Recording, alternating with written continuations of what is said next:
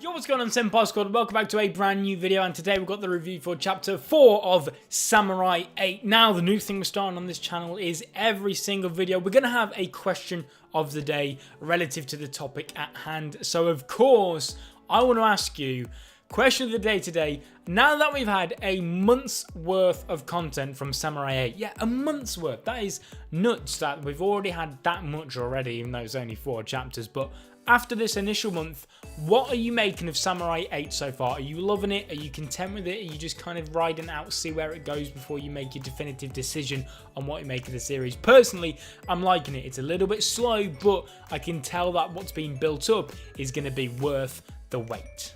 But with that out of the way, let's get into the review. So straight away, the name of the chapter, genuinely when I first opened it up, it scared me a lot. I believe it was called A Family Arguments. Now, I've got a huge feeling about Hachimaru's dad, you know, that I think he's going to die. I don't think he's actually even his dad, but it wouldn't surprise me if Kishimoto pulled a kind of Asuma / Shikamaru deal on us with Hachimaru and his father's relationship.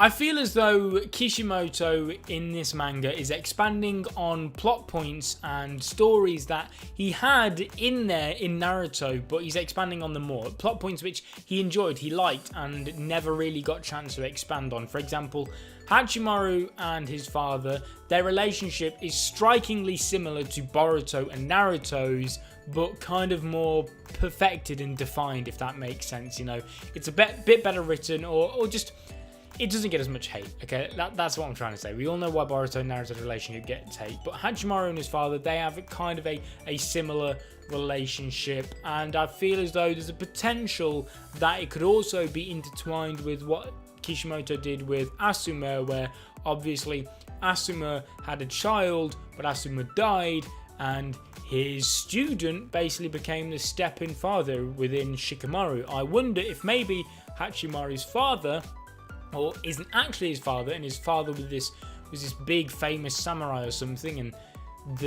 I keep saying father because I can't remember his actual name, but maybe he was a student or had some form of connection to this samurai who eventually became the true father of Hachimaru, and he just kind of came in as a father figure, a stepson, a guardian for Hachimaru. We also got some new villain hype in this chapter. Now, it was literally just one panel and slight little bits of mentioning here and there potentially.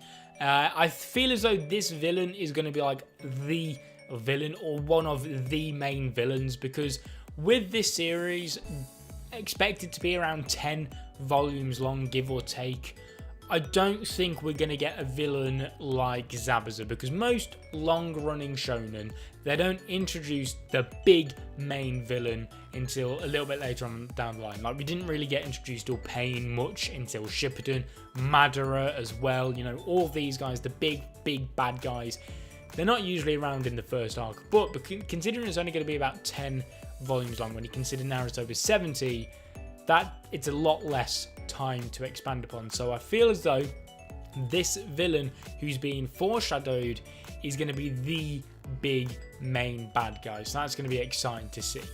Hachimaru's father clearly has some form of dark past, or a past that he's clearly keeping secret for an obvious reason, because I refuse to believe that the only reason he doesn't want Hachimaru to travel too far away from their home is because of just petty crime and, you know, not nice people. Clearly, there's much more that he knows about, but he's just trying not to scare Hachimaru. For example, that new villain we saw. Clearly, Hachimaru's father has some form of connections to some dark underworld. You know, he was trying to strike a deal with that bad guy in chapter 1.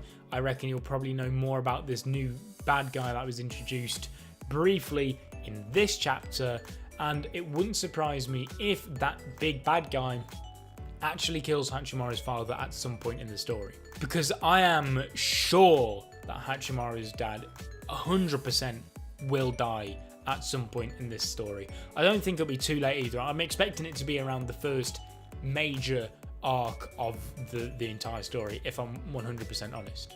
And I'm going to finish off on this. I think that my favourite thing about the entire story so far is I'm loving that whenever Hachimaru is on screen or on panel, it's kind of, you're viewing him now living his best life. He's always got a smile on his face. He's very happy. He's happy to be training. He's happy to finally live his dream as a samurai. He's met new friends. He's exploring all of this. It's literally a dream come true for him and more. But in the background of all of that, clearly something rather dark and sinister and huge is being built up on. And I think that's my favourite thing about the story so far, because there's going to come a point pretty soon, I imagine, where Hachimaru is going to realise the dark truths of not only his world, but you can imagine other worlds, considering it's a universal sci-fi manga. And that, I think, is what I'm most excited for right now with Samurai 8. But guys, thank you so much for watching. Leave your thoughts and opinions in the comment section down below. Like I said, make sure to answer the question of the day. Leave a like if you enjoyed. Subscribe if you're not already to become a member of the Senpai Squad. And I'll be seeing you guys in another video. But until then, peace.